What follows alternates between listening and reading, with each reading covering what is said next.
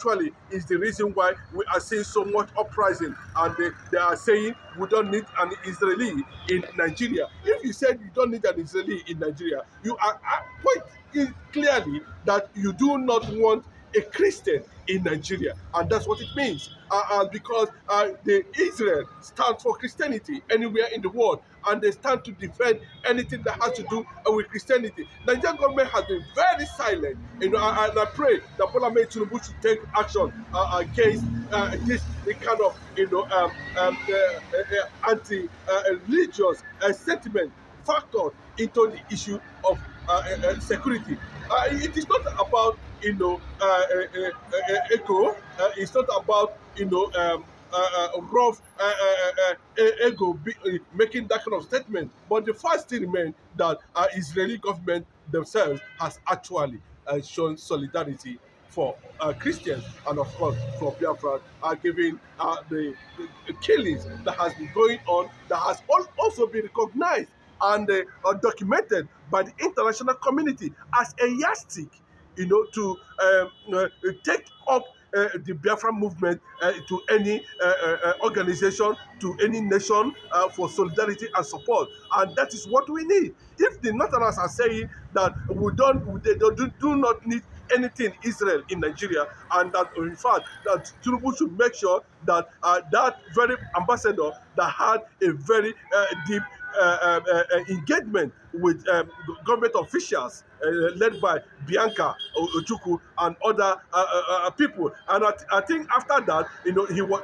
the lady in question was able to have a side talk with majority of people who are seen as Biafran agitators on the ground, that the public might not be able to know, and a lot of things went in that discussion, signaling that the recognition of Biafra by the Israeli government is already a done deal, is already in the pipeline. And remember that recently Benjamin Netanyahu hyped on the issue of insecurity, globally, citing the position of Iranian government and citing the position of Hamas, and not only in killing the Jews, but making sure that every Christian, faces a death penalty with the war Islam. Every Christian must surrender to the Islam, and that is what it is. Then coming to Nigeria, yes, quite diplomatic move by the Israeli government to show solidarity for the people of Biafra in that regard, coupled with what the Amnesty International has come out to make it very clearly that what was happening in Nigeria is politically motivated. The killings in eastern part of the country is politically motivated, and that has triggered what the reaction we are seeing recently from Canada, where certain political parties, APC and PDP, who we have seen as masterminders of Boko Haram engagement in the eastern part of the country, triggering massive insecurity within the eastern region, and strangulating the economy activities in that region. And of course, questionable as it were, the Israeli diplomat that was sent by the Israeli government themselves, went underground and was able to have a very deep talk on how to curb insecurity in the eastern part of the country. It might actually have a national outlook, but behind the scene, from what we are gathering, that with major ethnic laws within the eastern region, was able to have a good meeting, and certain things were actually outlined.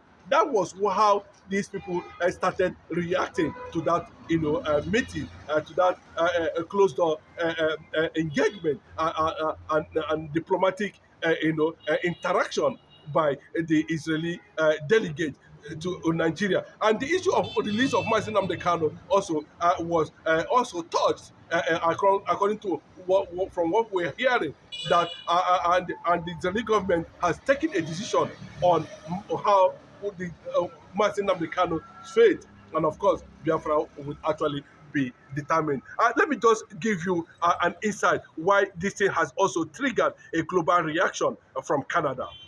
The Canadian government recently banned or tagged PDP and APC as a terrorist party and organization championing the killing of Christians in Nigeria. People might not like it, but that's what it is. Reactions have been coming from all over the world as a result of Israeli visit to Biafra. And what the Northerners are saying that they do not want any Israeli presence in Nigeria. Maybe given what is actually happening in Israel currently now, because Israel is about to do the needful, and that's what Benjamin Netanyahu is all about. And for what, why is Israel government actually showing interest in anything that has to do with insecurity in Biafra land? It gives us an impression that something is actually fishy. But we must understand it very clearly that the northern agenda is aligned with the political history of Nigeria. With a Canadian court can come out and say, no, these two political parties, under which we have President Bola Ahmed Tinubu, under which we have,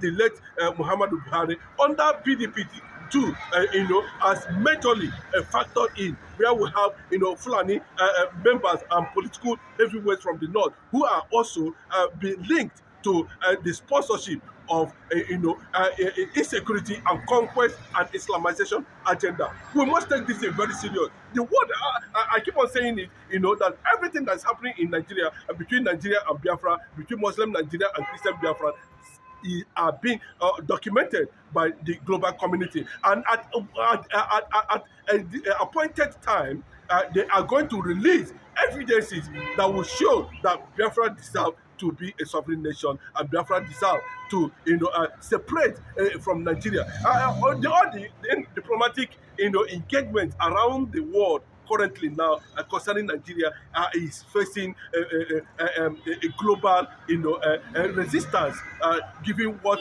the stand of the Nigerian government in killing of Christians. When Amnesty International reported a few days ago, was a very big indictment on the side of the Nigerian military, who people see, as not really giving security, but protecting the security of people who are bent on destroying lives and property. Then any form of resistance in that regard, maybe from Easterners, are being seen as a direct attack or resistance or defense to the Islamic agenda. And that is why you can see some of these soldiers have come out on several occasions and alerted the world on what is going on. And what is actually going on, that the Nigerian military might not be totally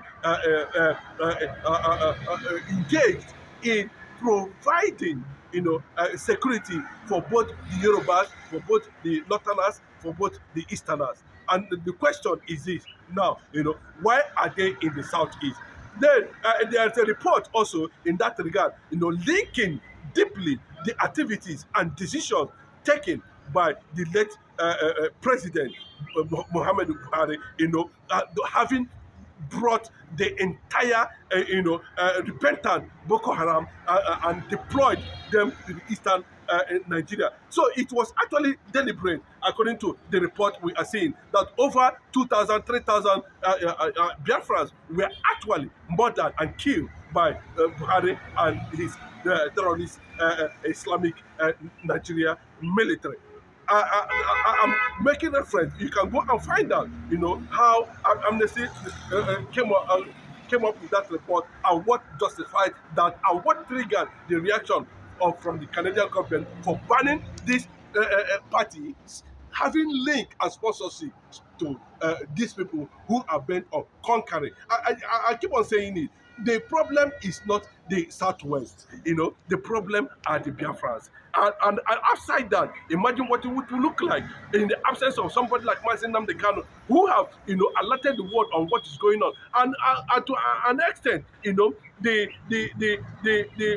Jewish Federation of Jewish organizations around the world, have demanded that Mazi Nnamdi Kanu must be released, and that there's no how they will compare the issue of Gaza with that of Biafra. That Biafran issue is significant because Biafra has not taken arms against any organization, against any country, against any institution, against any government. That what Biafrans are looking for, are asking for, is for them to separate themselves and be able to defend themselves at every point, without being compromising in the unity of being involved in compromising in the unity of Nigeria. What do I mean by compromising?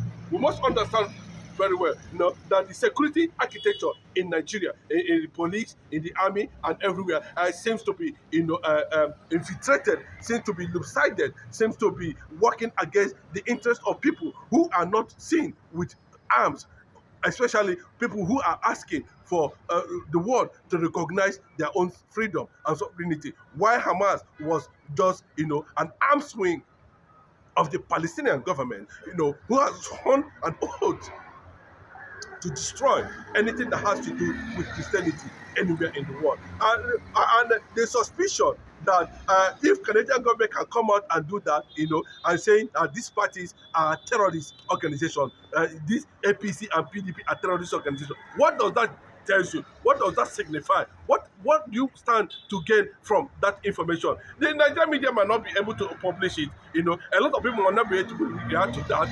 But what they are trying to let the world know at this point in time, they are behind what is happening. And they come as a political party. They come as an organization or a will or a tool for to climb into a position of authority, and with a hidden agenda. That's what it means. And what is the hidden agenda? And to continue the conquest, to continue the Islamization of Nigeria, to continue the destruction, destabilization and oppression and suppression of the Biafrans. And it has come to the notice of the Israeli government, and they decided at this point in time to send a delegate from the Israeli government, and that was what has triggered what the reactions now from the north. And if you look at the number of people who are reacting to the presence of Israeli in Biafran land, they are just saying, who are they? Are they Hausas? Are they Fulanis? That's the question.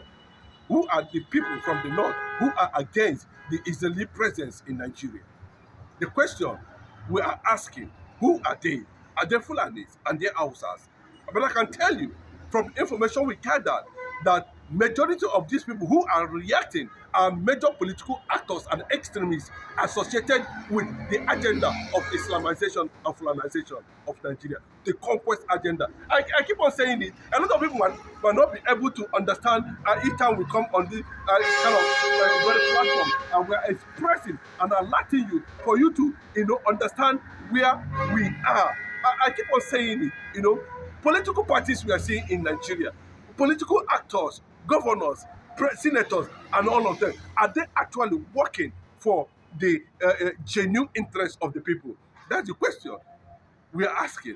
Or are they just using political parties, to climb to a position of authority where they can now have automatic control and be able to, carry out a kind of agenda that does not suit a certain region, or that they feel that it is part of domination and oppression and suppression, so that they be able to control the Commonwealth and the wealth of those regions. And the significant resistance that have been seen so far is the one that was led by Mazi Nnamdi Kanu, and that's the reason why Mazi Nnamdi Kanu is still in detention up to this moment. And the Igbo leaders, political leaders themselves, are they not actually seeing the handwriting on the wall? Are they also a threat to the Igbo race, to the Igbo nation, to the Igbo tribe? And that has signaled what we are hearing, that there is this global, uprising for Igbo communities, both those home and abroad, to begin to come together for a proper alliance and proper referendum, when it will be conducted by the powers that be. I believe that it will come to pass, given when the whole thing will be factored in. A lot of things are playing on the ground Biafra is a reality, and I believe that Biafra will come. And one of the things why the world leaders are meeting over how to handle the issues of West Africa, Nigeria, and the Sahel nations, with Russia factor inside, with China factor inside, with American factor inside, with British factor inside, is how do they now go about, saving land. I remember to an extent that United Nations Secretary General Antonio Guterres has also, been fingered to have been taking up serious issues concerning the anti-Christian killing that is going on globally now under the disguise that they are not allowed to exist, or they should be wiped out of existence, or they should surrender to a particular region. And they are also looking at the only way to cover up this thing and to put a proper check on the infiltration and ongoing conquest politically and otherwise is to establish a nation like Biafra within West Africa that will stand tall, in terms of resistance, that will stand tall to defend civility, that will stand tall to defend Africa, that will stand tall to defend the black race, that will stand tall to defend the Igbo nation, the people who have never, according to history, the Igbo man has never for one day carried arms against anybody in terms of conquest, in terms of religion, sentiment, in terms of whatever. The agenda of an average Igbo man anywhere in the world is live and let live. And if